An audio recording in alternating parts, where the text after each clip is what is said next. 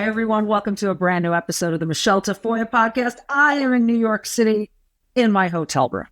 And it's, it is what it is. So thanks for joining. We have a great Wildcard Wednesday for you today. Hit that subscribe button so you never miss an episode, especially these Wildcard Wednesdays, because you never know what we're going to throw your way. I scour the internet and I find tons of really interesting, scary, horrifying, amazing video to show you, and then we talk about it. All right, so hit subscribe. Be with us every single time.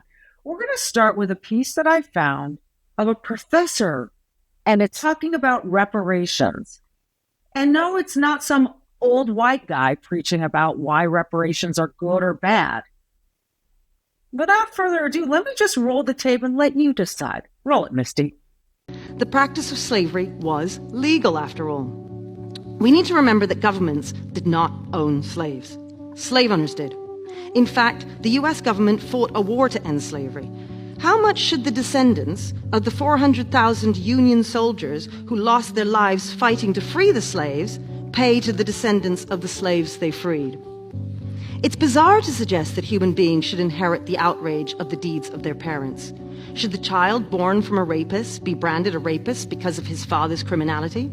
Should the child of a mass murderer be sent to prison because of his father's crime? No. In America, in the main, it was the Democrats who owned slaves, and the Democrats who in the main passed and enforced Jim Crow laws. It was also the Democrats who founded the Ku Klux Klan. Should the current Democratic Party be held responsible for this? No. We do not inherit the sins of our fathers. Aside from the fact that it would be simply impossible to make reparations work in any sensible or practical way, one must ask whether it would be helpful to the people one is trying to help. And this is key, because we assume that reparations are going to help them. Giving people lump sums of money does not work. I just find that fascinating. Truly. I can't recall a more cogent, well laid out response. You hear a lot of this stuff. How would this work? People died to end slavery. Are reparations really the answer? But this woman laid it out in a fashion that I think is perhaps the best that I've seen on the topic. She's right. It wasn't the government that owned slaves. It was slaveholders who owned slaves. Did laws facilitate that? It is all such a grand debate. But, as she says, in the main, I think her argument should resonate with people who are intellectually honest about where we are today. Really well done. Okay, here's another guy. Student visas are very much in the news. And, it's a privilege when you get a student visa here in the United States of America, whether you're attending Princeton or Stanford or Texas Tech, whatever. You get a visa to come here and study. And the argument's been made by Marco Rubio and others. If you wrote on that student visa that I not only want to study, but I want to take part in protests where we vandalize buildings, you probably wouldn't be let in. So once you do come in and you start doing destructive stuff on campus, should you be allowed to stay? Well, let's listen to one man's opinion. Again, this guy just kind of offering his opinion. Roll it, Misty. So you came into my country, America, on a student visa to study, right? And now you're out here burning the American flag, screaming death to America, blocking ambulances, vandalizing school property, and then you act shocked, stunned when you get your visa revoked? I mean, really? You're living in America, eating American food, benefiting from the American safety, roads, freedom, and guess what else? Even the American taxpayer. Enrolled in an American university, probably with federal funding, student subsidies, and scholarships paid for by the very people whose country you just desecrate. And somehow you're the victim? Imagine that. Imagine that, America. What exactly did you think was going to happen? Did you think the Almighty was just going to let you just waltz into this nation, enjoy the fruits of its blessings, torch its flag, chant for its destruction, and still hand you a diploma, a job, and a green card? Oh, and let's not forget, didn't China just pass a law, actually yesterday, that says that every single Chinese student abroad must report back to the Chinese Communist Party about what they learned overseas? So just let me get this straight. We've got 500,000 so-called students in this country, some of them chanting anti-American slogans, others potentially stealing our technology. It's pretty interesting how our Reaper drone looks like their Reaper drone. Our F-35 looks like their J-22. You know, you guys get access to our research, our intellectual capital, and mailing it back to our adversarial governments like China. And we're supposed to just smile and say welcome? What do we look like? A global doormat? A charity for nations that loathe, disdain, and hate? A charity for nations that not only abhor us, but loathes us with complete disdain. You don't get to hate America while benefiting from America. You don't get to chant for our collapse while you eat from our table, drink from our wells, and study at our institutions. You don't get to scream oppression from the comfort of your air-conditioned lecture hall with your $5,000 MacBook Pro on Wi-Fi in a nation that gave you more freedom in 5 minutes than you get from your own homeland in a lifetime. You don't have to like America, fine. I mean, that's not a problem. Leave. You want to protest against the very nation that fed you, housed you, educated you, and gave you a shot at something better? Listen, don't let the departure gate hit you on the way out. This isn't a sanctuary for saboteurs. This is the United States of America. And finally, we're cleaning house. Okay. All right. First of all, I loved his accent. I think he's from Chicago, if I had to guess. Can you argue with what he said? Linus, don't tell me about freedom of speech, because we're not talking about peaceful, just spoken protests here. We're talking about prohibiting Jewish kids from going to class. We're talking about destroying property. And by the way, yeah, I do think we're entitled to a bit of disgust, Linus, over people who come here and many times, yes, get our scholarship money, get our taxpayer money. You see how much we give to these Ivy League schools? And then they tell us how awful we are, Linus, and that the Western civilization is greedy, oppressive, awful. I don't know how this seeped in. Linus, like him, I'd like it to seep right back out. We'll see what happens. This is a good point to talk about Milton Friedman, who was a champion for education, was a champion for education, and a champion for free markets, and a champion basically for things, the pillars of that make American society strong. And every now and then you find a clip of his from way back in the day online, and it's like finding a little gem. And when I find those little gems and I listen to them and they make me nod and go, yeah, I want to share them with you. So let's listen back to another beauty brought to us courtesy of Milton Friedman. Go ahead and roll it. Fairness. In any event, I'm not in favor of fairness. I'm in favor of freedom. And freedom is not fairness. Fairness means somebody has to decide what's fair. And that means the FCC people have to decide what's fair. I don't want the FCC people to decide for me what I should listen to or hear. And you wouldn't be able, if the public at large didn't agree with your choices, you'd be out of business. Yeah, I would. So you know, it's a funny thing. People think that it's the appearance of power versus the reality of power. It looks like as if you have a lot of power over what you put on your shelf, but you don't. Really? Because if you didn't appeal to the public, if these people didn't like you, do a marvelous job. I'm not questioning that. But you do a marvelous job because you have found an audience for your product. So in other words, my power comes from the people, as you're saying. Absolutely. And if I just put on all of my favorites, then the public will clearly see that Donahue was sold out in their eye. Look, I've been reading your book. It's a good book, and I recommend it to you just as he recommended mine. But in that book, you point out the difficulties you had getting into New York. Yeah. Suppose you had had to have government permission to go into New York. Do you think you would have had it any easier? Do you think you could have had as much independence as you've had? Mm-hmm. And under the Friedman laissez-faire broadcasting system, there would have been more opportunities for this from Dayton, Ohio to get into New York. Absolutely. There would have been more stations. There would have been, instead of 3 big networks, you would have had a much broader group of stations. You would have been able to break in much sooner. I don't know whether that's a good thing or a bad thing, but it would have happened. Can we take one here? We got to break.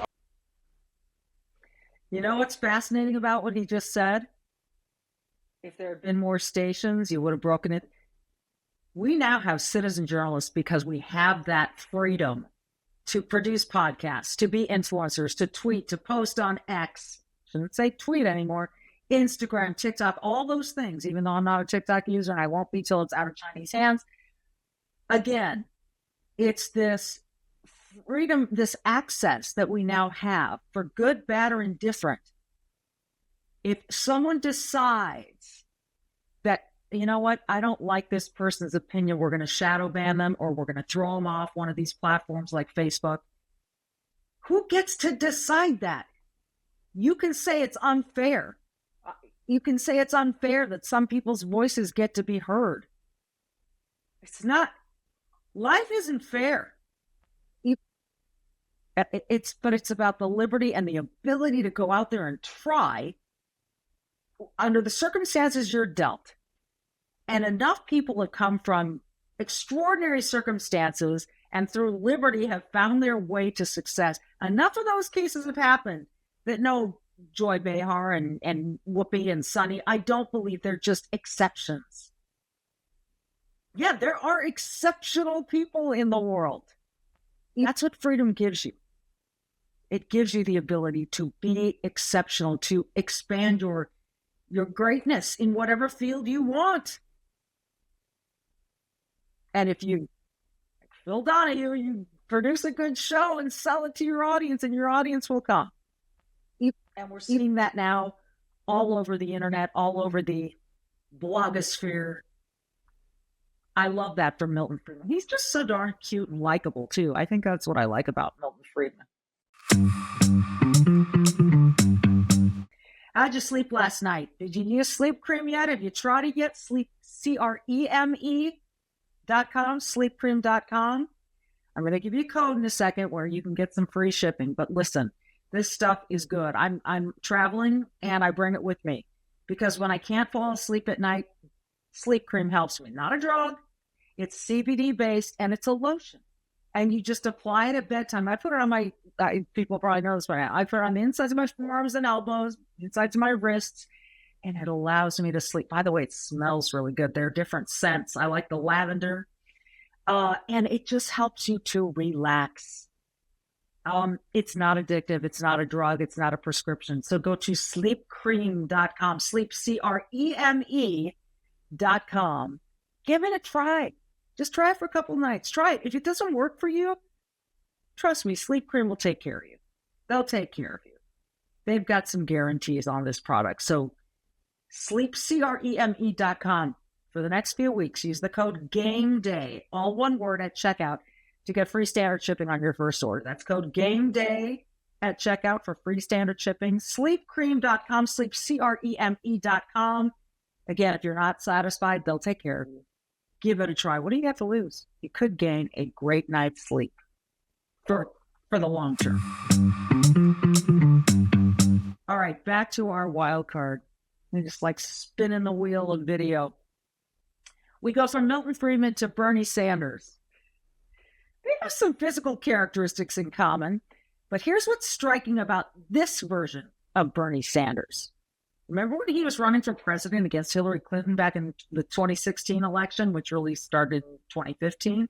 Well, here he is in 2015 talking about illegal immigration and cheap labor. Now, this is not boring. This is not in the weeds. Listen closely and ask yourself, why did Bernie change his mind? Roll it. There is a reason why Wall Street and all of corporate America likes immigration reform. And it is not, in my view, that they are staying up nights worrying about undocumented workers in this country. What I think they are interested in is seeing a process by which we can bring low-wage labor of all levels into this country to depress wages in America. And I strongly disagree with that. Mm-hmm. I mentioned to you a moment ago that unemployment rates for kids in this country, high school kids, white 33%, Hispanic 36%, African American 51%. I frankly do not believe that we should be bringing in significant numbers of unskilled workers to compete with those kids. That's my view. I want to see these kids get jobs. When you have 36% of Hispanic kids in this country who can't find jobs, and you bring a lot of unskilled workers into this country, what do you think happens to that 36% of kids who are today unemployed? 51% of African American kids. I don't think there's any candidate for president, none, who thinks that we should open up the borders. Well, there was one, actually two, Joe Biden and Kamala Harris. And boy, did they open up the borders. By the way, did you hear Bernie Sanders talk about high school kids and the unemployment rate? You know what another issue is? It's like you don't consider entry-level jobs for high school kids anymore. Instead, you say there should be a minimum wage and it should be a living wage because all people deserve a living wage. Look, high schoolers don't need a living wage. They just need a job so they can have extra income. Now, is there an extraordinary case here and there where a high schooler is helping support his family? Sure. That's an extraordinary case. Again, don't let perfect be the enemy of the good. We want these kids, our kids, American kids, to have jobs. But if you depress these wages, and now, on the one hand, he said you shouldn't depress wages, and I want a living wage. But that gets rid of jobs too, because employers can't handle that higher minimum wage. Linus, I don't know what the problem was with letting high schoolers go work at a Wendy's or a McDonald's or a Baskin Robbins, as I did for my first job. Make your minimum wage, understand that taxes get taken out and all that stuff, and learn about a pay stub. And then say, you know what, I want to do better than this. I want to become manager of this McDonald's. How do I do that? Linus. So Bernie really has changed his tune. He's manipulating how open border policy now is a good thing. It wasn't then, but somehow now that his own party has done it, it's okay. All right, let's counter that with something funny. Imagine Trump as a preschooler. Roll it, Misty. Welcome back to another edition of the Preschool Apprentice, okay? Today, the teacher made me the leader of the lines, okay? Quite frankly, I became line leader supremer of the lines. Linus, they called me Donald Linus Donald. That's like the emperor, okay? I became emperor of lines, okay?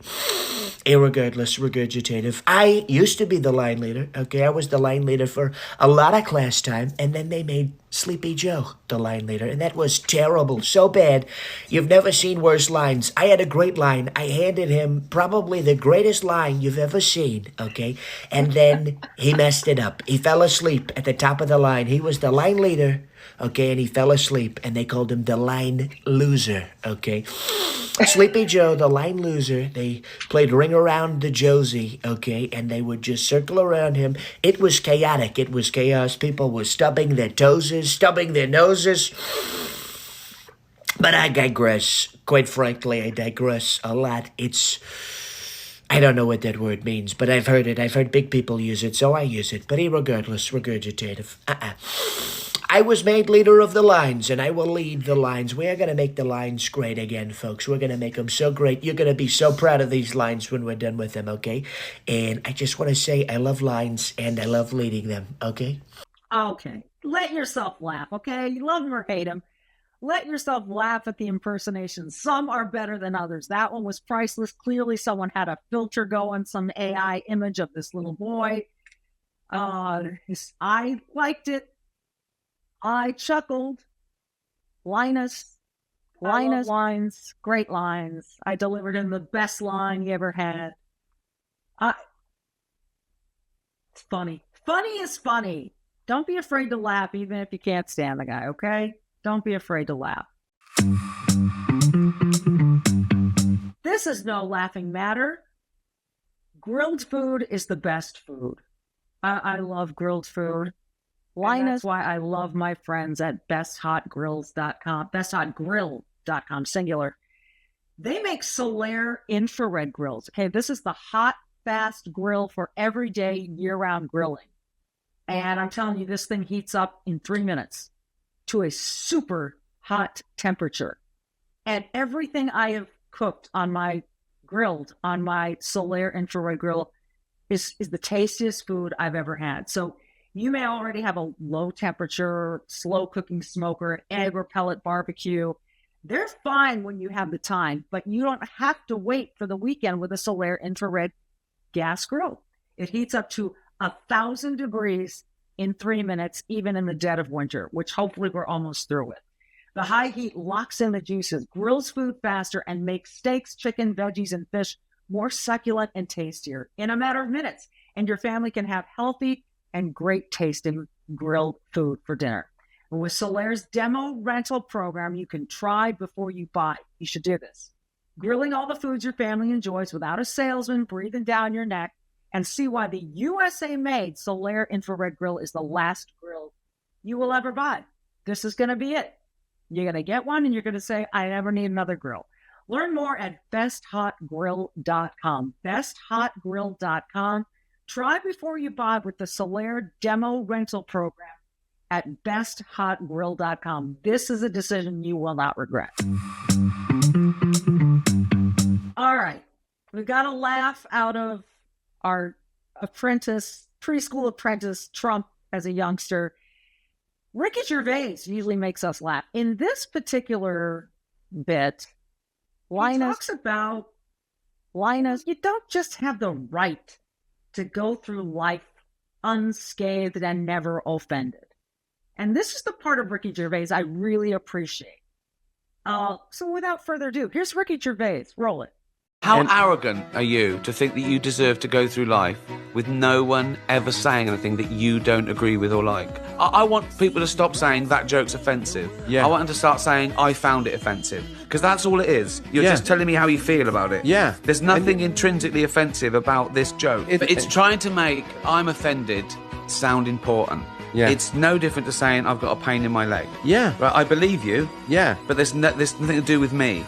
Yeah, but you shouldn't hurt people's feelings. Well, you can if their feelings are wrong. Yeah, yeah. You know, if you don't like the facts, don't change the facts, change the feelings. Yeah. So you don't have to pave the jungle. Yeah. You can just grow a pair.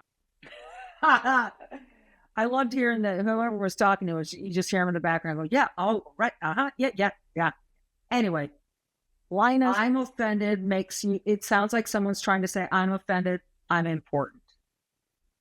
It is spot on. Linus, look, if you're offended by something, turn the channel. If you're offended by something, put the book down. If you're offended by something, check yourself and ask yourself, is this really going to affect my life? Does this hurt my feelings? Oh, it hurt my feelings? So what? I mean, it's something you must practice, particularly if you're used to being offended. Particularly if you're looking to be offended, which a lot of people are. You have better ways to spend your time, Linus, than to looking to be offended by other people and other stuff. Just focus on your own life, Linus, and it's not that deep, folks. Linus, you get to choose whether or not you're offended. Some things out there are really annoying or scary or, painful or threatening. But how you respond to that says way more about you than if you feel offended by it. Try it and practice it day after day after day. It will make you so strong and so mentally tough and so resilient, and there's nothing better than that. Okay, for our final spin of the video wheel on this Wildcard Wednesday, my friend Jennifer Say, who is the CEO of XXXY Athletics, and with whom I share a deep desire to eliminate biological men from women's sports, and with whom I share a kinship about this view of toxic masculinity that is reshaping the way that young men and boys look at themselves and their place in society, and really is designed to do just that. There is such a thing as toxic femininity, by the way. Look it up. I think there's just toxic humanity. And a lot of it has to do with just thinking that you're more important than anyone else. Thinking that you're more than and other people are less than. And part of the definition of toxic femininity, by the way, is women not just wanting equality, but wanting superiority over men. Like the future is feminine. How about the future is human? How about let's let humanity play a role? Are there toxic men? Uh-huh. Are there toxic women? Uh-huh.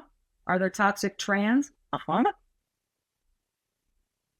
So, the great Jennifer Say has made another ad for her company, XXXY Athletics, and it deals with this topic, and I think this is a good one to end on. Roll it, Misty. This is not toxic, and neither is this, or this, or this. My 8-year-old daughter knows it's inappropriate, and yet y'all sit there silent. This is not toxic. This is necessary, and you are not toxic. We think you're essential. You're indispensable to a healthy society, to creating strong families, chivalrous sons, and fearless daughters. So, here's to masculinity. Here's to XY.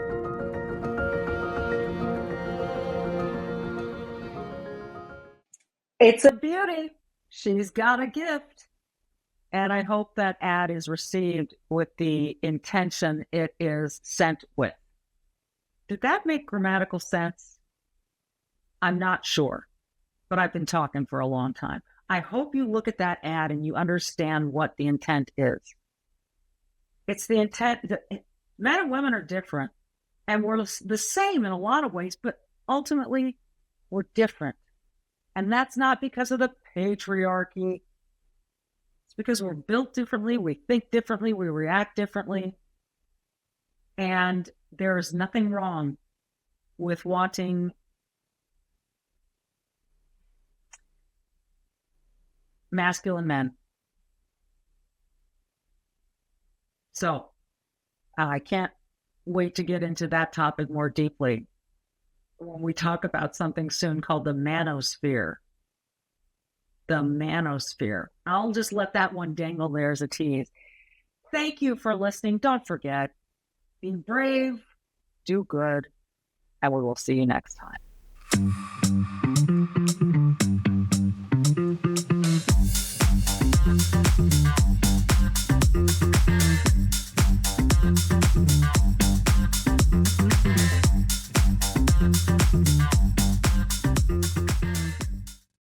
Hey, you can keep up with the Trump administration when you subscribe to the Trump Report. It's an email that brings you daily highlights from the Oval Office right to your inbox 5 days a week. Subscribe today at SalemPodcastNetwork.com/Trump.